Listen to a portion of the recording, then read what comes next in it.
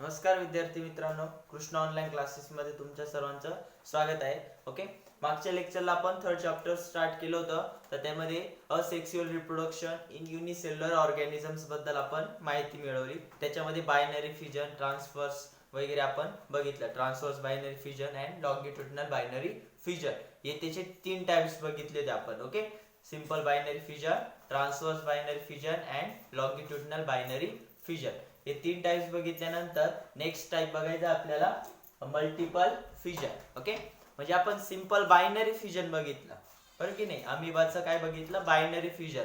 मग या अमिबाचं multiple fusion केव्हा होतं ते बघायचंय. मल्टिपल म्हणजे बघा, बायनरी म्हणजे एकापासून 2 तयार झाले बरोबर, पण मल्टिपल म्हणजे एकापासून 10-15 असंख्य असे म्हणजे मेनी अमिबा काय होतील, daughter amoeba will be form. Okay, म्हणजे हे कशा पद्धतीने होतं, मग त्याच्यासाठी आपण काय म्हणतो मल्टिपल फ्युजन. मग हे कशापासून होतं, केव्हा होतं, कोणत्या कंडिशन मध्ये होतं, त्यात आपल्याला डिस्कस करायचं. ओके, सो आता पेज नंबर 23 बघा.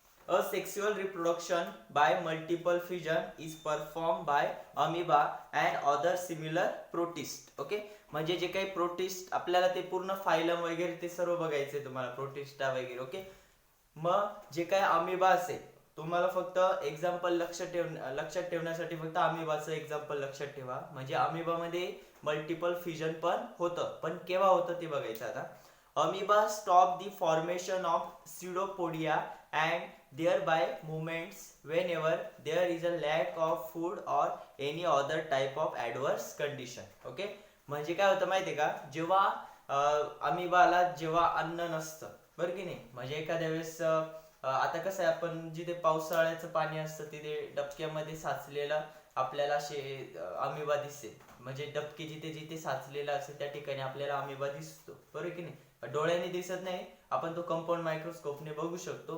बट एखाद्या वेळेस काय होतं, त्यांना खाण्यासाठी अन्न मिळाले नाही तर काय होतं, मग अशा कंडिशन मध्ये पुढे सांगितले बघा, इट बिकम्स राउंडेड. म्हणजे ते काय होऊन जातात, असे राउंडेड शेप मध्ये होऊन जातात. मागच्या पेज वरती त्यांची डायग्राम दिलेली बघा. ओके, त्या टाइपचा. Suppose this is amoeba. अमिबाचा शेप या पद्धतीने तुम्ही कसा पण काढू शकता. ओके, म्हणजे जेव्हा फेवरेबल कंडिशनला सपोज त्यांना जर फूडची काही कमतरता झाली तर ते कोणत्या कंडिशनला येतात, असे राउंडेड होतात. ओके, या पद्धतीने. इथे आतमध्ये न्यूक्लियस. ओके, मग ते राउंडेड झाल्यानंतर बघा, and forms protective covering. Okay, म्हणजे त्यांच्या अराउंड. ओके, त्यांच्या अराउंड म्हणजे इथे ही बघा, ही कव्हरिंग आलेली. ओके, मग ही काय आहे, प्रोटेक्टिव्ह कव्हरिंग बरं की नाही, जसं आपण कवच म्हणतो. ओके, म्हणजे कव्हरिंग म्हणजे एक प्रकारचं काय, संरक्षण कवच. ओके, ते तयार होतं. ओके, नेक्स्ट बघा, सच इन त्या कव्हरिंगलाच काय म्हटलेले, प्लाझ्मा मेम्ब्रेन. ओके, म्हणजे this is called as plasma membrane. This is called as plasma membrane. Okay, आणि ह्या प्लाझ्मा मेम्ब्रेनच्या मध्ये काय आहे, अमिबा. आणि तो कोणत्या शेप मध्ये, राउंडेड शेप मध्ये तयार झालेला आहे. केव्हा होईल, जेव्हा फूड कमतरता आपल्याला त्या अमिबाला जाणवेल तेव्हा. ओके, त्याच्यानंतर बघा, सच इनसिस्टेड अमिबा और any other protist is called as cyst. Okay, म्हणजे त्यालाच काय म्हटलेलं आहे, सिस्ट. म्हणजे या कंडिशन मध्ये असेल तर त्या कंडिशनला काय म्हटलेलं आहे, सिस्ट म्हटलंय. Okay, many nuclei are form by repeated nuclear division. म्हणजे इथे आतमध्ये काय होतं, न्यूक्लियर डिव्हिजन होतं. आणि न्यूक्लियर डिव्हिजन झाल्यामुळे काय होतं, many nuclei will be form. It is follow by cytoplasmic division. Okay, म्हणजे इथे सायटोप्लाझम तुम्हाला माहिती आहे, इथे न्यूक्लियसच्या बाहेर काय असतो, सायटोप्लाझम असतो. आणि या सायटोप्लाझम मध्ये काय होते, त्यांची डिव्हिजन होते. ओके, मग थर्ड डायग्राम कशी येईल बघा, तिथे दाखवली त्या टाइपची.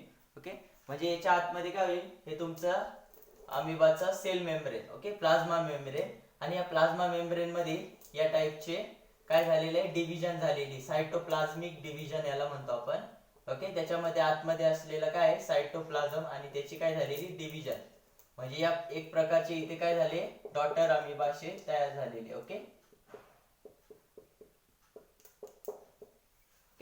या पद्धतीने. देन पुढे काय सांगितलंय,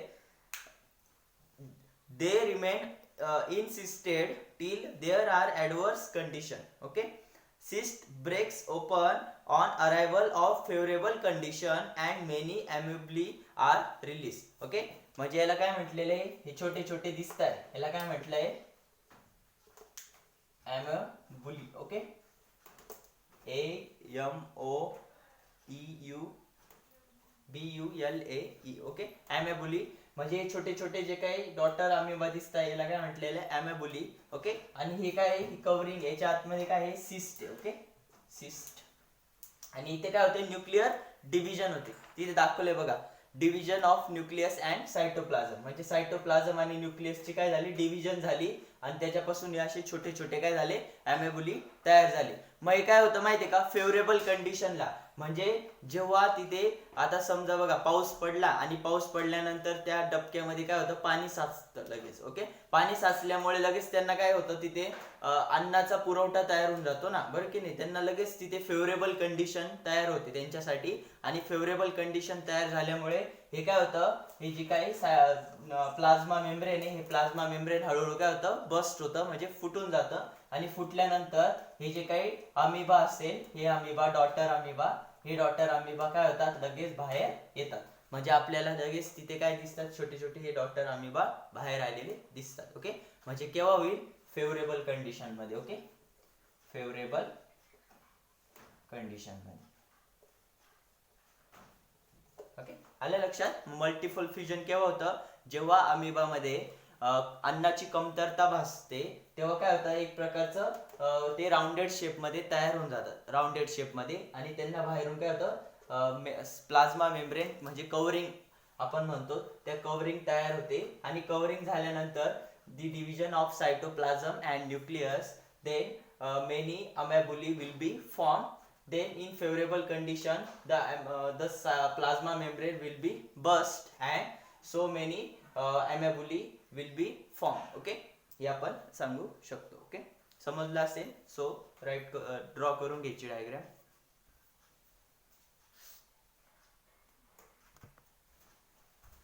ओके, सो नेक्स्ट टाइप आहे बडिंग. ओके, बडिंग म्हणजेच काय, एक प्रकारचं बड तयार होतं बघा. ओके, बड तयार होतं, बड तयार झाल्यानंतर आपण ते नाही का, बड, त्याच्यानंतर एक प्रकारचं बघा, गुलाबाचं फुल उमलताना आधी बड तयार होतं, त्याच्यापासून त्या पाकळ्या वगैरे. ओके, मग त्याच प्रकारचं बडिंग म्हणजे काय, कली कायन, त्याला मराठीत काय म्हणतात, कली कायन. ओके, नेक्स्ट बघा, मग ते बडिंग कशाचं होतं, तर ते बडिंग कशाचं होतं, ईस्ट होतं. ईस्ट पावडर तुम्ही बघितले असेल. सपोज तुम्ही बाजारातून समजा केक आणतात, किंवा घरी केक तयार केल्यानंतर जी ईस्ट पावडर असते, ती ईस्ट पावडर टाकतात, किंवा तो बेकिंग सोडा वगैरे टाकतात ना. ओके, किंवा पाव तयार करत असताना पण ईस्टचा वापर केला जातो. म्हणजे जो पाव आहे तो कसा होतो, स्पॉन्जी होतो. ओके, मग ते स्पॉन्जी होण्यामागचं काय कारण असतं ते इथे आपल्याला समजणार. ओके, बघा आता खाली काय सांगितलं, activity. Bring the active dry yeast powder from market. Take 50 milli lukewarm water. काय करायचं, 50 मिली कोमट असं पाणी घ्यायचं, त्याच्यामध्ये ती ईस्ट पावडर काय करायची, टाकायची 5 ग्रॅम. त्याच्यानंतर पुढे काय म्हटलंय, 10 ग्रॅम टेबल शुगर, म्हणजे साखर थोडं, त्याच्यात 10 ग्रॅम काय करायची, शुगर टाकायची. To that water and mix with the mixture. Okay, मग ते मिक्स करून घ्यायचे. Then after keep the flask in warm place and after an hour take a drop of mixture on clean glass slide. Put a cover glass on that drop and observe it under the compound microscope. Okay, म्हणजे जे mixture झालेलं solution आहे, ते solution एका glass slide वरती घ्यायचंय आणि ते कंपाऊंड मायक्रोस्कोप मध्ये चेक करायचंय. काय होईल, मग तुम्हाला मोठ्या प्रमाणात काय दिसेल, तिथे बडिंग झालेलं दिसेल. ओके, मग ते बडिंग कशाचं होतं, ईस्ट, जे काही मायक्रो ऑर्गॅनिझम आहे, ईस्ट, आपण मागच्या वर्षी शिकलेलो आहे ईस्ट. ओके, मग ते ईस्टचं काय होतं, मोठ्या प्रमाणात बडिंग होतं आणि त्याच्यापासून मोठ्या प्रमाणात काय होतं, स्मॉल स्मॉल ईस्ट तयार होतात. ते कसे तयार होतात बघा आता. You will see the yeast cell performing budding. Okay, म्हणजे त्याच्यात जर ईस्ट पावडर आपण म्हणतो ना, त्याच्यामध्ये काय असेल, ईस्ट असेल. ओके, म्हणजे मायक्रो ऑर्गॅनिझम असतो ईस्ट आणि तो आपल्यासाठी युजफुल असतो. ओके, मागच्या वर्षी आपण युजफुल, हार्मफुल मायक्रो ऑर्गॅनिझम्स बघितले, त्याच्यात ईस्ट कसा आहे, हा सिंपल मायक्रो ऑर्गॅनिझम आहे, they will be useful to us. Okay, you will see that is cell performing budding, that is a small bud coming out of many parent cell. Asexual reproduction occurs by budding in yeast. म्हणजे तिथे पण काय होतं, asexual reproduction होतं. Unicellular fungus, कशाच्या साहाय्याने, unicellular फंगसच्या साहाय्याने. yeast cell produces two daughter nuclei by mitotic division. म्हणजे मायटोसिसच्या थ्रू काय होतात, टू डॉटर न्यूक्लियाय काय होतात तिथे तयार होतात आणि ते सेपरेट होतात, परत अशी सेपरेट सेपरेट एक प्रकारचे काय होत जातात, बडिंग होत जातं त्यांचं. A small bulge so as to reproduce by budding. This is bulge is actually a bud. One of the two daughter nuclei are enters this bud. After sufficient growth, bud separate from the parent cell and starts to alive independently as a daughter yeast cell. Okay, आता मी तुम्हाला ती diagram करून दाखवतो. ही first काय, suppose east ची diagram मी काढली, या पद्धतीने काय ईस्ट आहे. ओके, मग त्या ईस्ट मध्ये काय होतं माहिती का, एक प्रकारचं जेव्हा आपण त्याच्यामध्ये ईस्ट पावडर आणि थोडस वॉर्म वॉटर घेतलं थोडंसं, ओके, त्याच्यामध्ये आपण शुगर ऍड केली, त्याच्यामुळे मोठ्या प्रमाणात त्यांना काय होऊन जातं, जे काय फूड आहे ते फूड मिळतं कोणाला, या ईस्टला. मग फूड मिळाल्यामुळे काय होतं, फेवरेबल कंडिशन तयार होते आणि फेवरेबल कंडिशन तयार झाल्यामुळे काय होतं, ते मोठ्या प्रमाणात काय करतात, रिप्रोडक्शन करतात. ओके, मग हे रिप्रोडक्शन कशाच्या साहाय्याने होतं, तर युनिसेल्युलर फंगस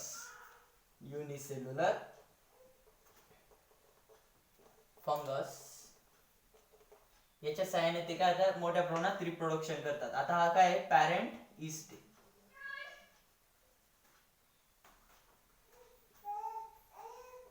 काय पॅरेंट ईस्ट. ओके, मग पॅरेंट ईस्ट पासून हे हळूहळू काय होतात, जेव्हा फेवरेबल कंडिशन येते, फेवरेबल कंडिशन आल्यानंतर काय होतं, एक प्रकारचं बल्ज लाईक स्ट्रक्चर, म्हणजे बल्ज म्हणजे काय, एक प्रकारचा असा फुगवटा त्यांच्यामध्ये काय होतो, तयार होतो. आणि हे जे काय आतमध्ये हे न्यूक्लिया आहे, या न्यूक्लिया मध्ये पण हे थोडेसे असे स्ट्रेच होतील. ओके, मग पुढच्या कंडिशनला काय होतं, हे न्यूक्लिया, दोन्ही न्यूक्लिया काय होऊन जातात, हे सेपरेट होऊन जातील. ओके, म्हणजे बघा या पद्धतीचं स्ट्रक्चर ती दाखवलंय बुक मध्ये.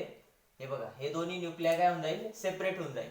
ओके, आणि ते झाल्यानंतर जे न्यूक्लियाय, फर्स्ट वरचा न्यूक्लियाय पॅरेंट न्यूक्लियाय, तो कशाच्या वरती, ह्या पॅरेंट न्यूक्लियाच्या वरती. ओके, म्हणजे स्ट्रक्चर कसं दिसेल या पद्धतीने. ओके, म्हणजे या पॅरेंट जे काय ईस्ट सेल आहे, या पॅरेंट ईस्ट सेल वरती काय होईल, या पद्धतीने डॉटर सेल काय होऊन जाईल, अटॅच होऊन जाईल. ओके, मग ही अटॅच झाल्यानंतर काय होतं, हळूहळू आता हिच्यामुळे ही तयार झाली, हिच्यामुळे परत काय होऊन जाईल, नेक्स्ट डॉटर सेल तयार होईल. म्हणजे या पद्धतीने त्यांचं काय होत जातं, बडिंग होत जातं. ओके, मग काय होतं, हळूहळू आता हे बडिंग आहे, मग इथून ही जी काही एवढी सेल आहे, ही सेल काय होऊन जाईल, सेपरेट होऊन जाईल. परत ती काय करेल, या पद्धतीने बडिंग करेल. हे बघा, या पद्धतीने आता इथून परत एक एक एक एक सेपरेट होऊन जाईल. आता इथे सपोज 4 तयार झालेले. ओके, मग हे 4 परत काय करेल, हे 4 परत 4 म्हणजे 16 इथे ईस्ट तयार होईल. ओके, मग ते 16 परत डबलनी. ओके, 32 वगैरे. ओके, या पद्धतीने असं फास्टली काय होतं, त्यांचं रिप्रोडक्शन होतं. म्हणजे आपण बघा केक तयार करताना काहीतरी 15-20 मिनिटांमध्ये ती अशी थोडीशी वाफ वगैरे दिल्यानंतर असा केक कसा होतो, असा स्पॉन्जी होतो. म्हणजे किती फास्ट काय होतं, त्यांचं रिप्रोडक्शन होतं. म्हणून आपल्याला बघा छोटासा आपण केक टाकलेला असतो बेकिंग करण्यासाठी, तर तो बेक झाल्यानंतर किती मोठा होऊन जातो, तर हे कशामुळे होतं, बिकॉज ऑफ ईस्ट मुळे होतं. म्हणजे ते मोठ्या प्रमाणात काय करतात, तिथे रिप्रोडक्शन करत असतात. ओके, समजलं असेल. सो ही डायग्राम बुक मधून ड्रॉ करून घ्यायची. ओके, थोडीशी व्यवस्थित आली नाही आपल्याकडे, बट बुक मधून ती ड्रॉ करून घ्यायची. तर न्यू बर्ड म्हटलंय आणि इथे डॉटर सेल म्हटलंय पुढे. ओके, नेक्स्ट पुढे काय म्हटलंय, आफ्टर सफिशियंट ग्रोथ बर्ड separate from the parent cell and start to alive independently. म्हणजे इथे बघा, हे पॅरेंटला एक काय झालेले असे पूर्णपणे एकत्र चिटकून त्यांच्या सरफेस वरती चिटकलेले. मग काय होतं, इथे ग्रोथ त्यांची कम्प्लिटली, म्हणजे त्यांची कम्प्लिटली ग्रोथ झाल्यानंतर ते हळूहळू काय होऊन जातात, निघून जातात. ओके, निघून गेल्यानंतर ते परत काय करतात, सेपरेटली रिप्रोडक्शन करत असतात. ओके, सो ड्रॉ करायची. ओके, सो आता नेक्स्ट आपल्याला पॉइंट डिस्कस करायचा आहे. आपण काय केलं होतं, असेक्सुअल रिप्रोडक्शन इन युनिसेल्युलर, म्हणजे जे एक पेशीय प्राणी होते त्या प्राण्यांमध्ये असेक्सुअल रिप्रोडक्शन कशा पद्धतीने होतं ते बघितलं. बट आता मल्टीसेल्युलर ऑर्गॅनिझम्स मध्ये असेक्सुअल रिप्रोडक्शन कशा पद्धतीने होतं ते आता आपल्याला बघायचे. ओके, सो आता बुक पेज नंबर 24 बघा. फ्रॅगमेंटेशन, फर्स्ट पार्ट आपल्याला सांगितलंय फ्रॅगमेंटेशन. त्याला मराठीत काय म्हणतात, खंडीभवन. काय म्हणतात, खंडीभवन. हे बघा नावातच असतं बरं का सायन्सचं. खंड म्हणजे एक प्रकारचं काय होतं, तुकडा आपण त्याला म्हणतो. ओके, म्हणजे आता पुढच्या एक्झाम्पल मध्ये बघायचं आहे आपल्याला. बघा, this type of asexual reproduction occurs in multicellular organisms. In this type of reproduction, the body of parent starts to live as independently new organisms. This type of reproduction occurs in algae like Spirogyra. म्हणजे algae एक प्रकारचं ते काय, algae कोण, Spirogyra. आपण Spirogyraचं structure पण draw केलेलं आहे मागच्या वर्षी. Spirogyra या पद्धतीचं स्ट्रक्चर असेल. ओके, एक पाईप लाईक असं स्ट्रक्चर असतं त्याचं. ओके, आणि हे आतमध्ये या पद्धतीने हे स्ट्रक्चर आपण असं डिस्कस केलेलं आहे मागच्या वर्षी. ओके, हे स्पायरोगायराचं असं स्ट्रक्चर असेल. बुक मध्ये चांगलं ड्रॉ केलेलं आहे, त्या पद्धतीने ड्रॉ करा. ओके, मग काय होतं बघा, whenever there is a plenty of water and nutrients. Okay, म्हणजे जेव्हा या स्पायरोगायराला मोठ्या प्रमाणात वॉटर मिळालं आणि फूड म्हणजे न्यूट्रियंट्स मिळाले, तर काय होतं, ते मोठ्या प्रमाणात त्याची काय होती, ग्रोथ होती. ग्रोथ कशी होत असेल, मग या पद्धतीने फक्त ते काय होत असेल, असं वाढत असेल, स्ट्रेच होत असेल. ओके, मग मोठ्या प्रमाणात ग्रोथ झाल्यानंतर काय होतं, after its filaments grow up very fast. Filament म्हणजे हे फिलामेंट दिसतं, हे फिलामेंट. ओके, मग ते ग्रो व्हेरी फास्ट होतात and break up into small fragment. Okay, म्हणजे आता बघा या पद्धतीने मोठ्या प्रमाणात काय झाले, ते ग्रो झाले. ओके, ग्रो झाल्यानंतर काय होतं, मग त्यांचे असे छोटे छोटे फ्रॅगमेंट तयार होतात. ओके, या स्पायरोगायराचे असे आता मी किती 1, 2 आणि 3 असे फ्रॅगमेंट तयार केले. मग काय होतं, लगेच हे एवढे काय करेल, यांची परत काय होईल, ग्रोथ होईल. ओके, मग यांची परत ग्रोथ झाली, परत एकापासून परत 3 तयार झाले, परत त्या तिघांची परत एक जणापासून परत 3 तयार झाले. असे काय होत जाते, मोठ्या प्रमाणात काय होते, मल्टिपल त्यांचं काय होत जातं, फ्युजन होत जातं आणि त्याच्यापासून ते काय करतात, रिप्रोडक्शन करत असतात. ओके, आलं लक्षात. नेक्स्ट बघा, each fragment starts to live independently. म्हणजे आता हा फ्रॅगमेंट आहे. ओके, हा एवढा तुकडा दिसतोय, हा काय फ्रॅगमेंट आहे आणि तो काय होतो, इंडिपेंडेंटली काय होतो, तो स्ट्रेच होतो. स्ट्रेच झाल्यानंतर पुढे बघा, each fragment start independently as a new Spirogyra fiber. Okay, if the body of cycon, त्याची बॉडी सायकॉन लाइक बॉडी त्याची, breaks up accidentally into many fragment. 1, 2, 3 आता आपण इथे दाखवलं या प्रकारे. ते मेनी फ्रॅगमेंट मध्ये काय होतं, त्यांचं ब्रेकडाऊन होतं. If the body of sycon breaks up accidentally into many fragment, each fragment develop into new sycon. परत हे नवीन सायकॉन मध्ये याची काय होते, डेव्हलपमेंट स्टार्ट होते. आलं लक्षात, या आतमध्ये जे असेल काय असेल, सायकॉन असेल. ओके, सो समजलं असेल. त्याच्यानंतर नेक्स्ट पार्ट आहे आपला रिजनरेशन.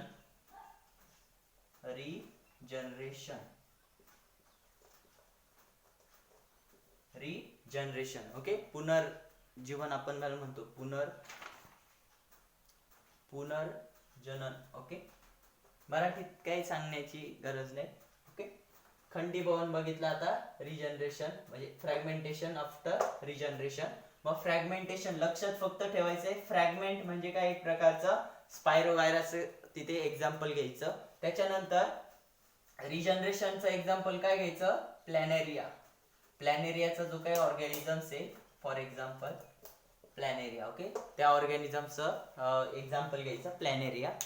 तिथे बघा आता काय होतं रिजनरेशन मध्ये, you may know that the wall lizard break up and discard some part of tail in emergency. Okay, नंतर काय म्हटलं, discarded part is regenerated after a period. This is an example of limited regeneration. Okay, regenerate होतं. Okay, म्हणजे आता suppose आपल्यामध्ये होतं का काही रिजनरेशन, नाही होत ना.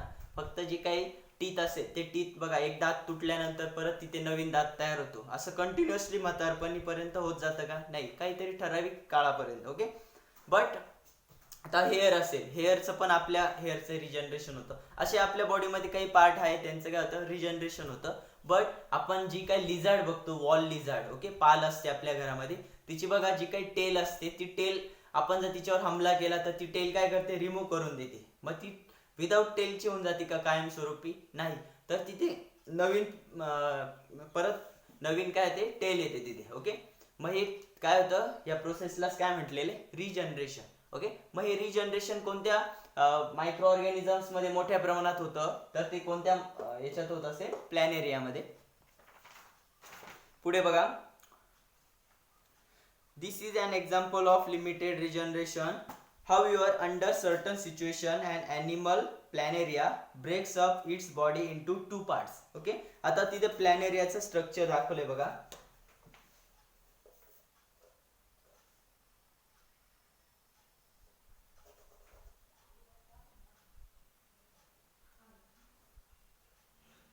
या टाईपचं असं स्ट्रक्चर दाखवलं आहे प्लॅनेरियाचं. ओके. मग हे काय होतं, ही जे काही प्लॅनेरिया आहे याची दोन बॉडीमध्ये काय होते, अशी ब्रेकअप होतं. ओके. मग ब्रेकअप झाल्यानंतर बघा पुढे काय होतं, planaria breaks up its body into two parts and thereafter each part regenerates remaining parts of body and thus two new planaria are form. This is called as regeneration. Okay. तिथे तुम्ही diagram दाखवली तुम्हाला, ती diagram बघून घ्या. हे बघा काय होतं, या प्लॅनेरियाचं काय होतं, इथून हे काय होऊन जातात, कट होऊन जातं. आता कट झाल्यानंतर हा एवढा पार्ट आहे हेडचा. ओके. मग हेडचा पार्ट काय करेल, परत नवीन रिजनरेशन असं तयार करेल. ओके. म्हणजे या पद्धतीची अशी बॉडी ते तयार करेल. ओके. आणि हा जो सेंटरचा पार्ट आहे, तो सेंटरचा पार्ट काय करेल, हेड आणि टेल कटचा पार्ट काय करेल, रिजनरेट करेल. आणि जो खालचा जो काही टेल कटचा पार्ट आहे, तो अप्पर पार्ट काय करेल, रिजनरेट. म्हणजे एका प्लॅनेरिया पासून किती तयार होतील, 1, 2 आणि 3 तयार होतील. ओके. 3 प्लॅनेरिया तयार होतील. या पद्धतीने तिथे डायग्राम दाखवली, ती डायग्राम पण ड्रॉ करून घ्या. ओके.